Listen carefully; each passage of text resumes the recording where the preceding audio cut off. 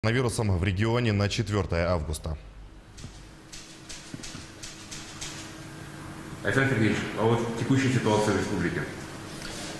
Текущая эпидемиологическая обстановка у нас характеризуется 53 новыми случаями коронавирусной инфекции за последние сутки.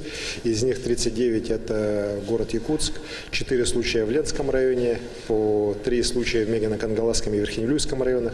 Есть единичные случаи уже в Верхоянском, Чурапчинском и других районах. Мы видим, что по Якутску сохраняется достаточно стабильная обстановка вот уже на срок уже более почти месяца, от 35 до 45 где-то заболевших в среднем.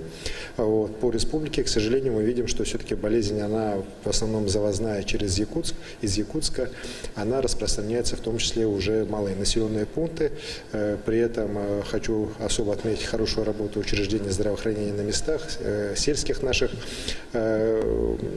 больниц, которые достаточно быстро болезнь выявляют, и больные, контактные достаточно быстро выявляются, и их производятся анализы, ну и потом лечение. Сейчас на территории республики 1200 с лишним человек проходит лечение, из них примерно 50% в условиях стационаров и 50% амбулаторно.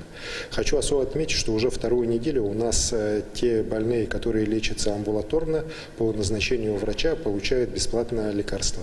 Эта услуга сейчас пользуется достаточно большой популярностью, и, конечно же, людям, которые амбулаторно получили назначение, обязательно нужно весь курс до конца проходить для того, чтобы болезнь как можно более быстрее ушла и не оставила серьезных последствий.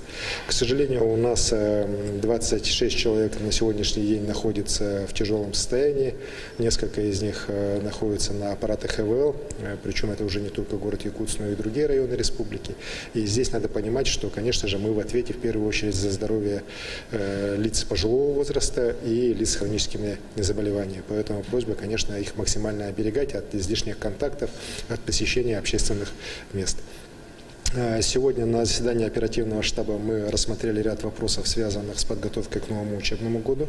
И до конца недели будет проведено совещание здесь, в городе Якутске, в администрации города Якутска с участием руководства Роспотребнадзора, для того, чтобы определить уже механизмы к нормальному запуску начала учебного года здесь, в городе Якутске. В целом по республике эта работа тоже идет под контролем правительства республики, муниципальных районов. Считаю, что, конечно же, учебный процесс обязательно 1 сентября должен начаться. Много вопросов поступает по плановой диспансеризации и по плановой госпитализации.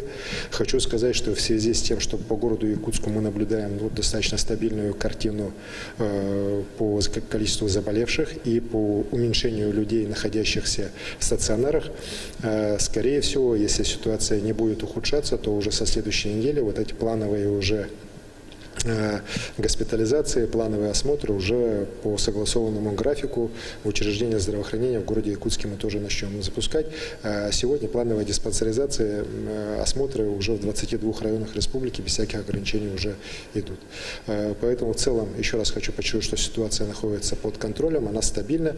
Вместе с тем, конечно же, прошу в том числе и те учреждения общепита, торговли, которые недавно получили возможность уже работать в нормальном режиме, соблюдать все те санитарные эпидемиологические меры, которые обязательно, обязаны к соблюдению.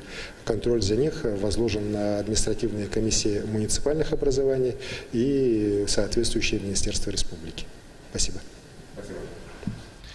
Это был брифинг главы Якутии Айсана Николаева о текущей эпидобстановке в нашей республике.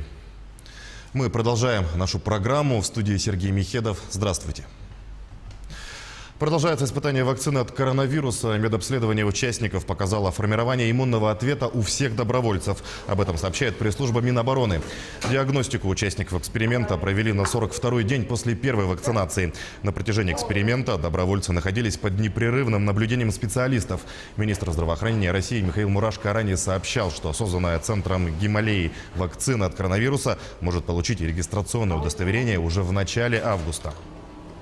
Сегодня было проведено полное медицинское обследование, были сданы анализы согласно протоколам. Чувствуют они себя хорошо, жалоб не предъявляют. Согласно полученным данным, никаких отклонений и побочных эффектов в работе организма не выявлено. По результатам анализов мы можем сказать о явном формировании иммунного ответа после проведенной вакцинации. Между тем, 3 российские компании должны начать промышленный выпуск первой в стране вакцин от коронавируса в сентябре. Об этом сообщил министр промышленности и торговли России Денис Мантуров в интервью ТАСС. По его словам, серийным производством вакцины займутся предприятия с площадками во Владимирской, Ярославской и Московской областях. Ранее глава Роспотребнадзора Анна Попова говорила о безопасности и эффективности российской вакцины против коронавирусной инфекции.